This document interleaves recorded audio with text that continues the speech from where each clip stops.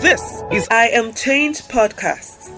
Everyone thinks of changing the world, but no one thinks of changing himself.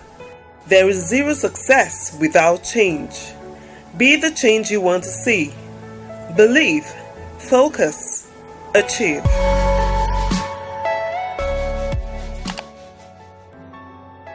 Depression, they say, is the mother of suicide. According to the World Health Organization, by the year 2030, depression will be the world's deadliest killer. In Nigeria, there are about 7 million sufferers of depression.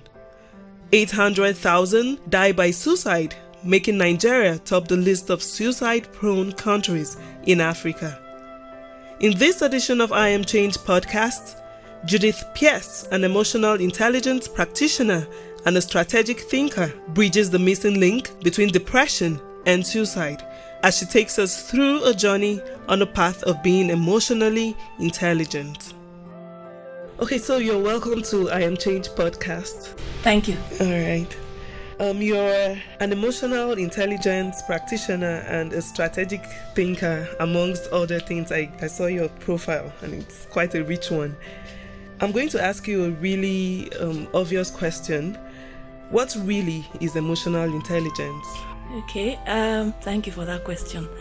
It's a blending of thinking and feeling to produce a functional outcome. All right. So when the thinking is missing, the outcome is not functional.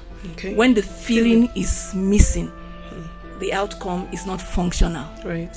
So what usually happens when you hear people say, you are too emotional, it means that they didn't think that process through. They only felt it through.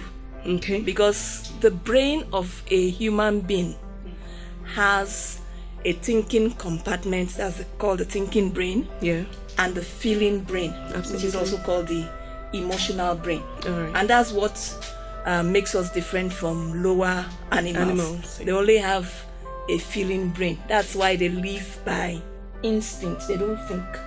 Okay. So what the feeling brain alone does is to make us live by instinct. Okay. The feeling brain is geared at self-preservation. It's geared at protection. When it senses danger, it goes into action. Right. It doesn't think through the decision it wants to take. So when you are able to strike a balance, you think through it, and then you look at how it affects the human element, the feeling part. You come out with a balanced outcome, which we call a functional outcome. So that is what emotional intelligence is. Okay, so why did you decide to take that on? Talking about emotional intelligence. Well, you see, I found out that I was curious about how the minds of people work.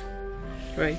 And I found out that sometimes I will be in a situation and the way somebody will react to a discussion or a conversation or a situation, I'll be wondering in my mind, is it only this thing that has happened?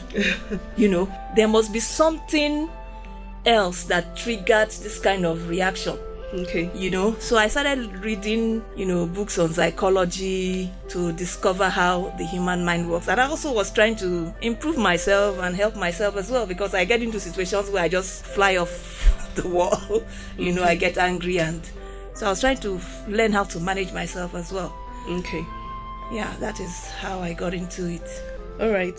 So how important is emotional intelligence now, talking about business, in regards to business and sustenance of relationship? How important is this? Emotional intelligence is the key, actually, to a successful business. It's the key to having very good relationships, very empowering and functional relationships, because emotional intelligence teaches you how to manage yourself. And when you're able to manage yourself, it also teaches you how to manage people you deal with. Right. And in the scheme of things, the most important resource is the human being, the human resource. Right. In business, when you were in secondary school, they'll tell you factors of production, land, labor, capital, and entrepreneur. The greatest resource is the human beings, because it's the human beings that drive all of the operations of the business. Right. And even in the age of artificial intelligence, the people who are going to write the programs are not robots. That's true. They are human beings. So the state of their mind is also very important, for them to be able to sit down and come up with human angles and human responses to situations. That's why you can have, now a phone that will recognize you and all of that. Right. That's why, in future projections, they are talking of having equipment that you just enter your house and it starts talking to you, things like that. So the person who is doing all of that programming, he has to be sound, he has to be balanced, he has to be stable, he has to be functional. So it's the key to business. Okay. You learn how to manage your staff, you learn how to manage yourself, you learn how to manage, most importantly, your customers. You learn how to, present the business to them in such a way that they will buy, because without the customers, there's no business.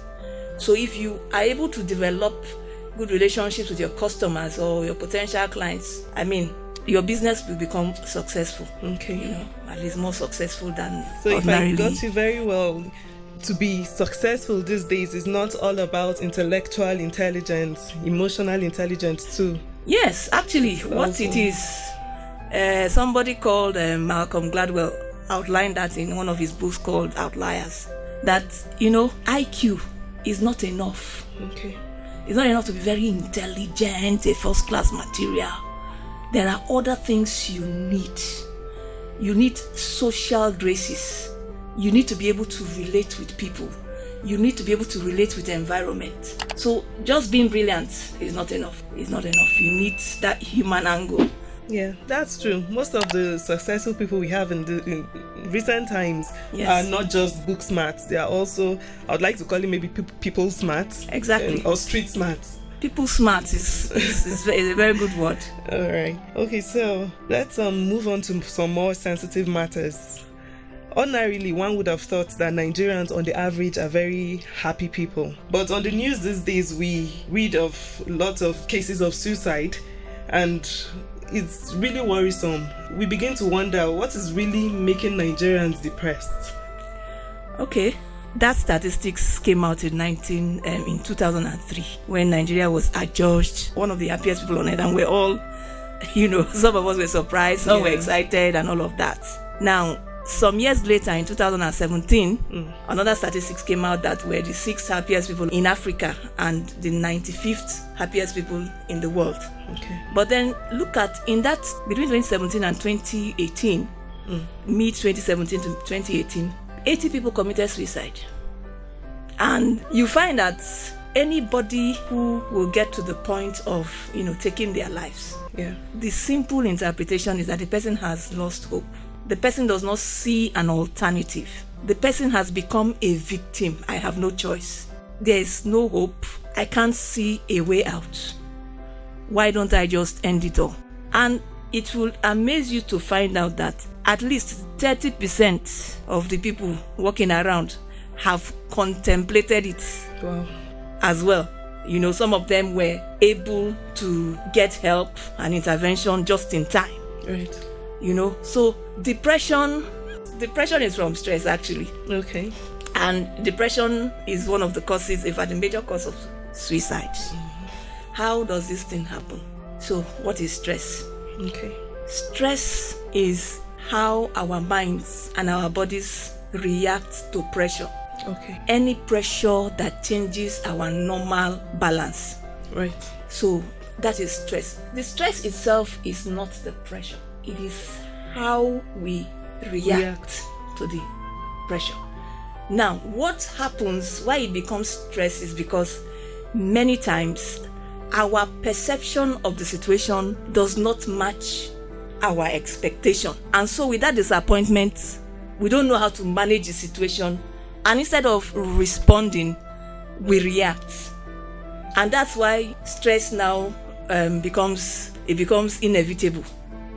Right. Now, your landlord just asked you to move out of his house for no just cause. You were not prepared for that. And then you might find out that all the places you are thinking of, that house you are actually is the one that is most comfortable for your budget at the time. Right. Do you understand? Yes. So that puts you under pressure. Now, for you to be able to avoid that pressure, it means you have to be able to generate alternatives that are functional. So for someone like me, I will say, house no they finish for time. Exactly. I can always get another house. I might even get a cheaper one. Do you understand? Exactly. Alternatively, I can say, okay, let me go and negotiate with this man, beg the man, and tell him, you know what?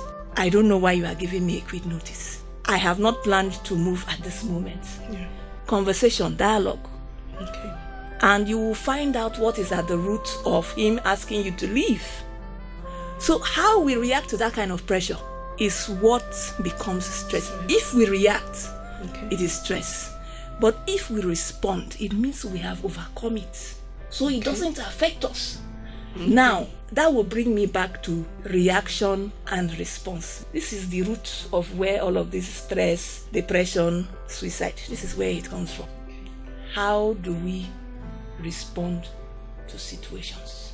The human brain has two sides.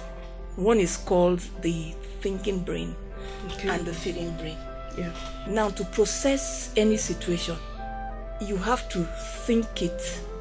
When the brain detects a stimulus is a trigger, and it is external, you can't control it. Absolutely. So when the brain detects a stimulus, what happens is that stimulus will go straight to the thinking brain. The thinking brain will work on it and process it and come out with its own outcome. It will pass its outcome to the feeling brain. That one will add its own input, and then it will now come up with an outcome, which is a response. Because thinking and feeling has gone into that process of, making a decision and arriving at that outcome. Right. Now, what usually happens is that the feeling brain is hyperactive. When it is geared at self-preservation, it's actually the protector of the brain. It works by instinct. When it feels there is danger, for instance, somebody is just coming near you, and you don't know whether he's a headsman, you don't know whether he's Boko Haram, you don't know whether he's bandits, you don't know whether he's kidnapper. Your feeling brain will tell you, oh boy, run. And then you turn around and you take off. Do you know that even if you have never been on the track before, the way you will run that race, what has happened?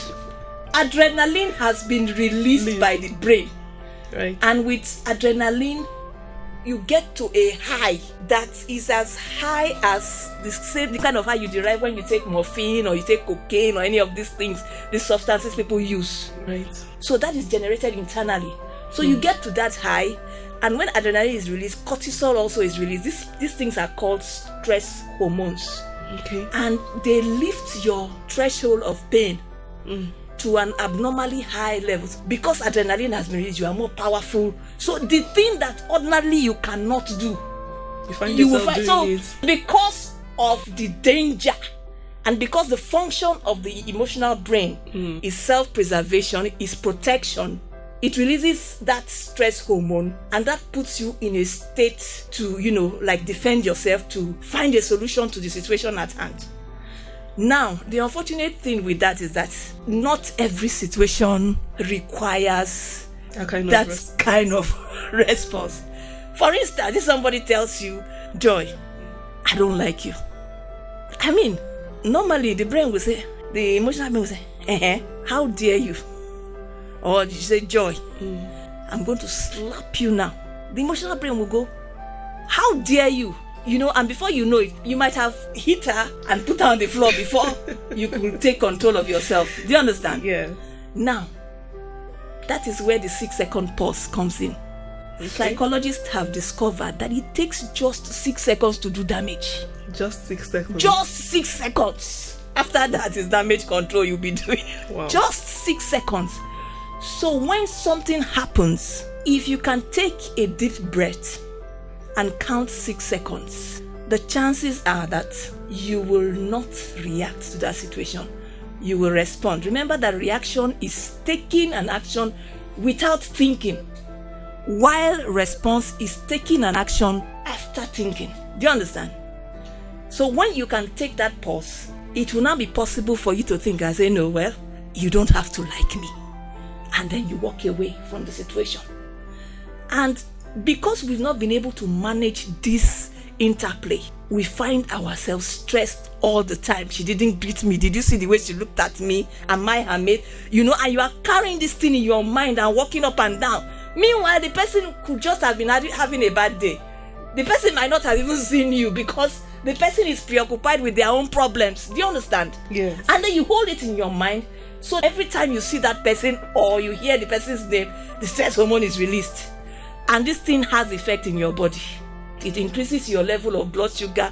It increases your heart rate. It increases your blood pressure. It starts to damage your cells, the brain cells, And eventually you will now see physical evidence of that situation you were not able to react well to. And that is what is called depression. For instance, one of the signs of someone who is depressed or in depression is that they begin to lose interest in things that normally they are interested in. They are always moody, sad and discouraged, always complaining. They are always pessimistic. Okay, those are the signs of depression. Of depression. Okay. And then you might notice that they may gain or lose weight. Okay. Some of them gain weight because they resort to comfort eating. Some of them lose weight because they don't have appetite. So they tend towards, something like anorexia. They are not interested in food. And then they begin to have suicidal thoughts. Some of them even begin to talk about death, And all of this comes about because they feel there is no hope, because they don't have a choice. There is no alternative. So one of the ways to avoid any such stress is to make sure you always create alternatives. So whenever you want to make a decision and come up with a functional option, you have to create several alternatives.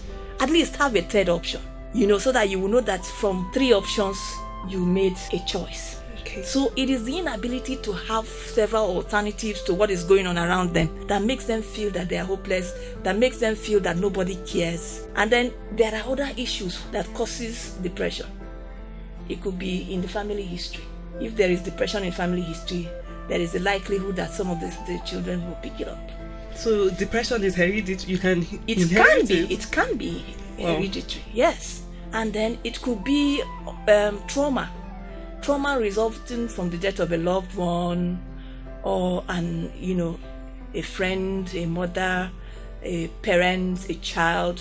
Some people never recover, but we just look at them and say, come, now only your papa died, and it's wrong, because we cannot feel what they are feeling. Do you understand?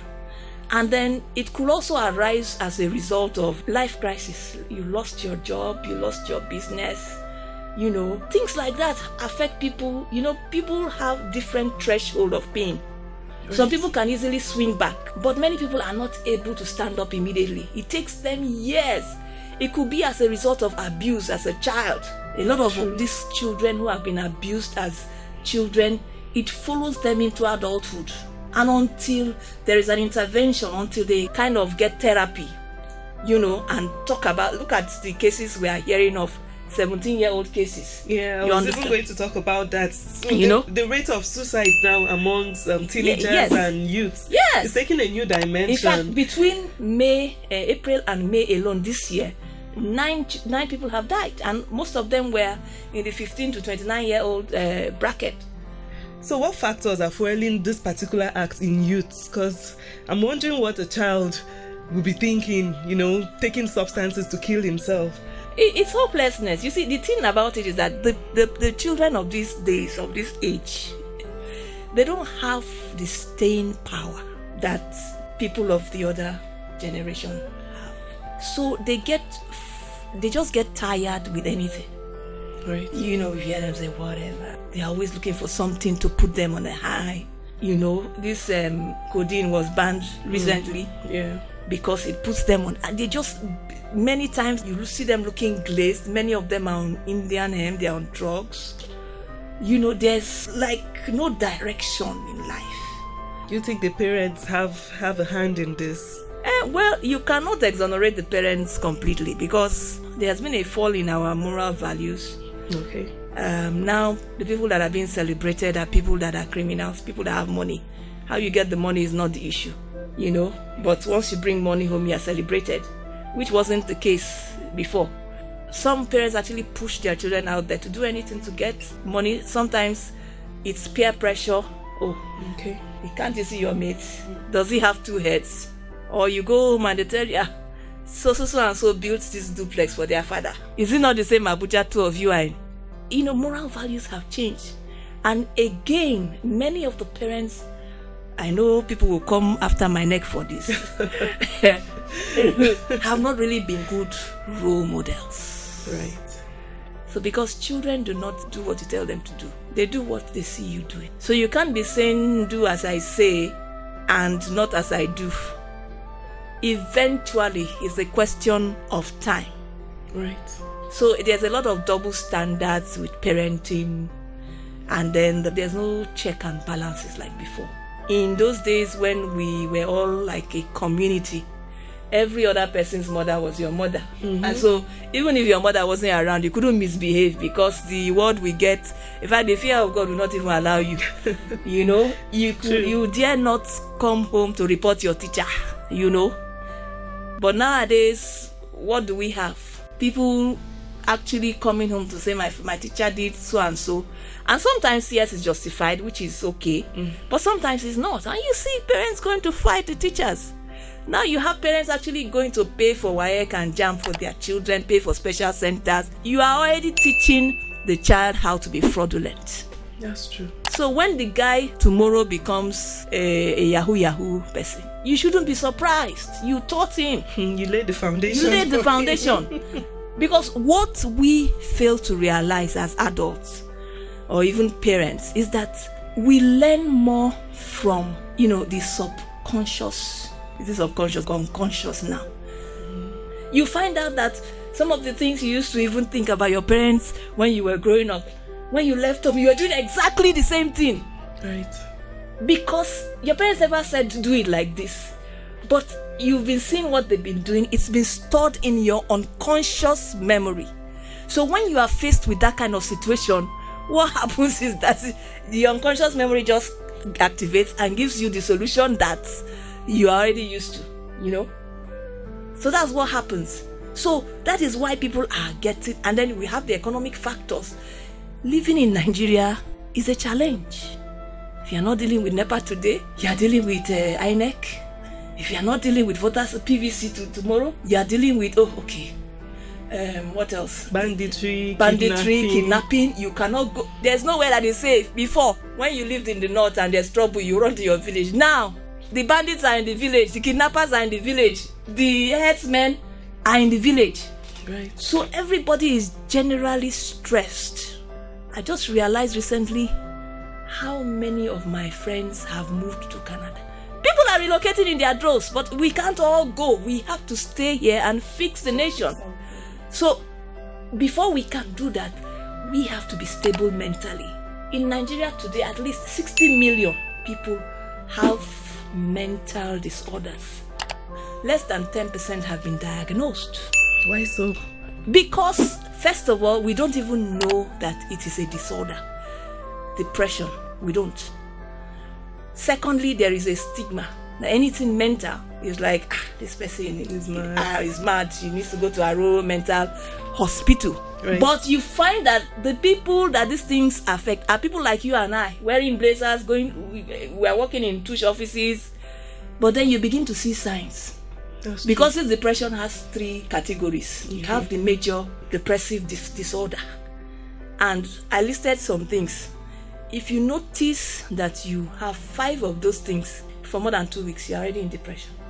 That is, you lose interest in things that easily interest you before. You are suicidal. You are always moody, always sad and depressed. you are become a pessimist. You are either losing weight fast or gaining weight fast.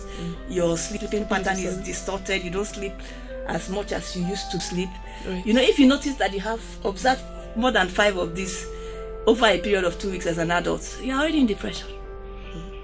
Then we have the systemic depression. So if you notice any 2 of those over a period of a month, that one actually starts from childhood, from teenagehood. It starts gradually and grows. After a while, if after 2 years you notice 2 of those things, you are there. Then the other one is the bipolar disorder, which is like they call it manic depression. And that one is very common here. Okay. And they walk around like normal human beings. Only when they have a fit, you will know that this person has bipolar. And the person is always talking. One of the symptoms is they talk. They are very loquacious. They are always restless, And then you have other mental health issues, post-traumatic stress disorder. People who've gone through maybe losses of their loved ones, or people who've been raped, and this thing has followed them for a long time. They've never had to deal with it. So the thing is just stored. And then you have schizophrenia. Okay. That one, schizophrenia.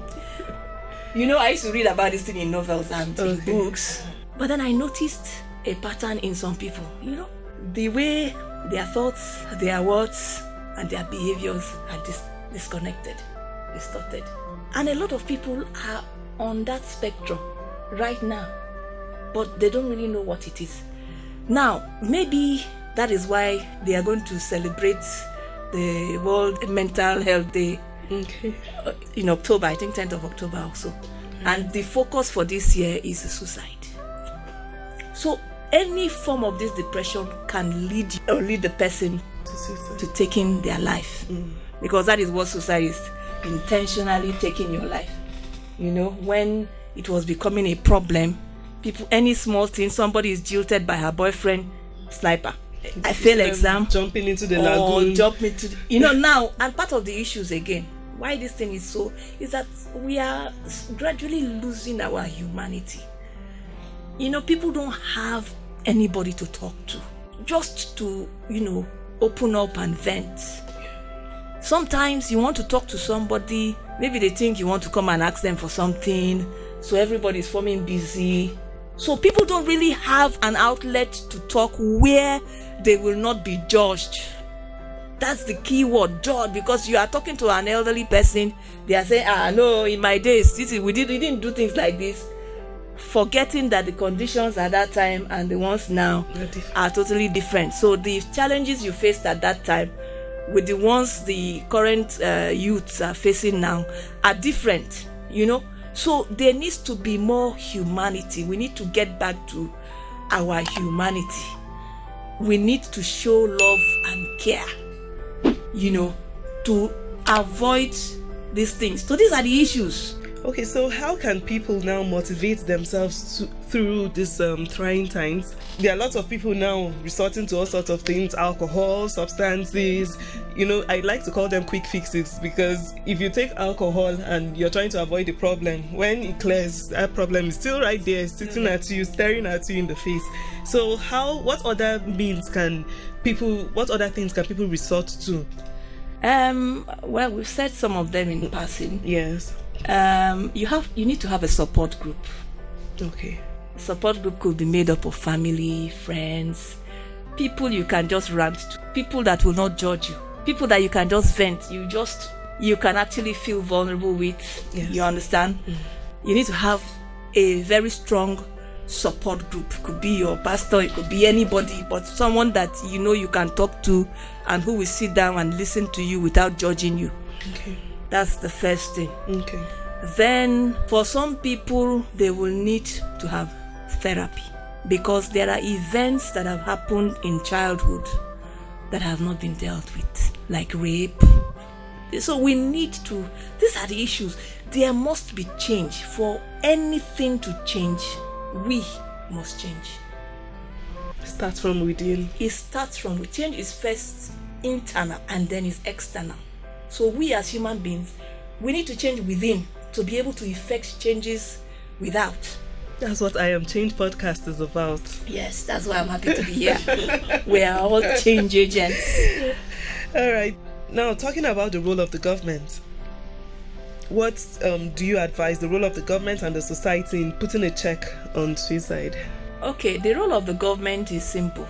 A lot of the people committing suicides are committing it out of depression, out of despondency, out of losing hope. You find out that the unemployment rates are high. People have been to school, there is no job.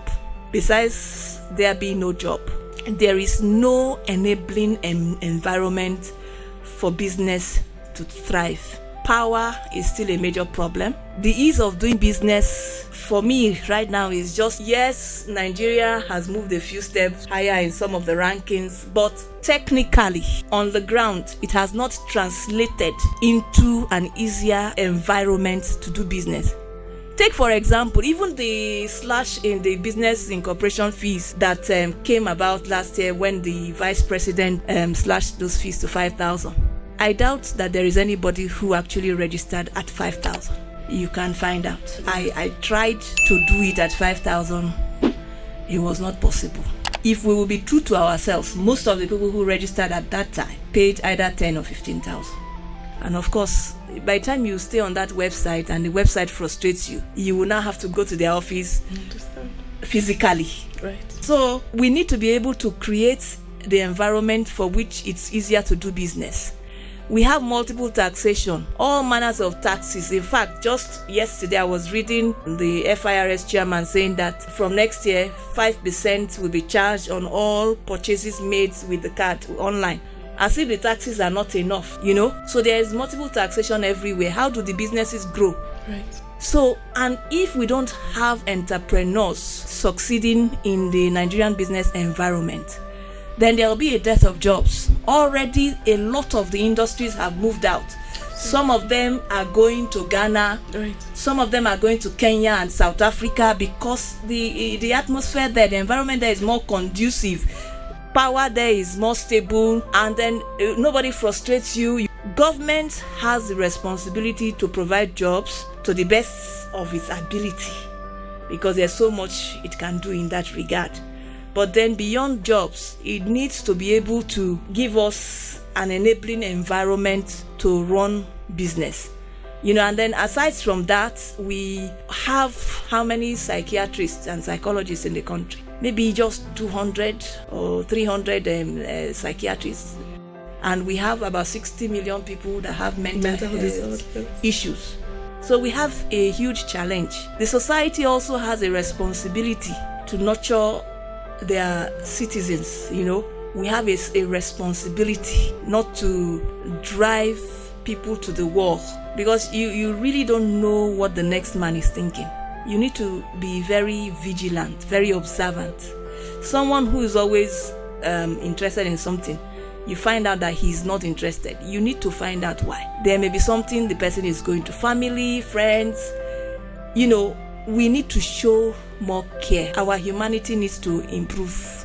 Right. Because now we no longer live as communities. We now live as individuals.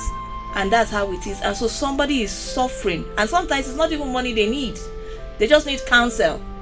People to listen to them. We have to have more therapists.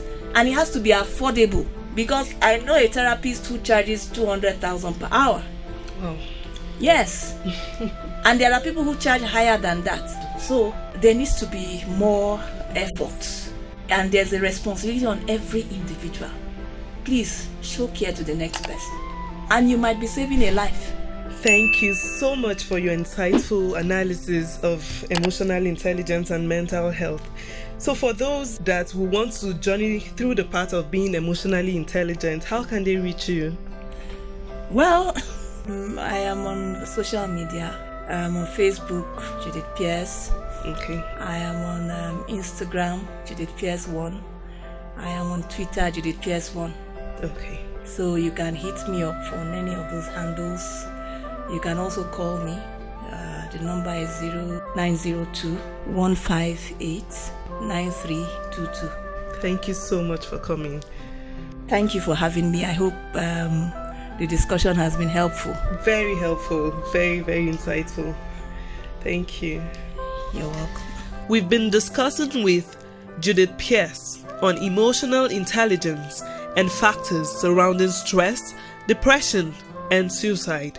My take home from our discussion today is: no man is an island.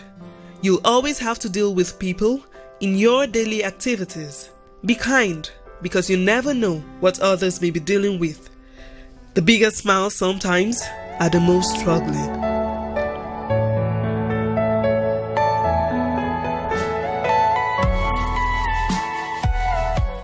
You've been listening to I Am Changed podcast.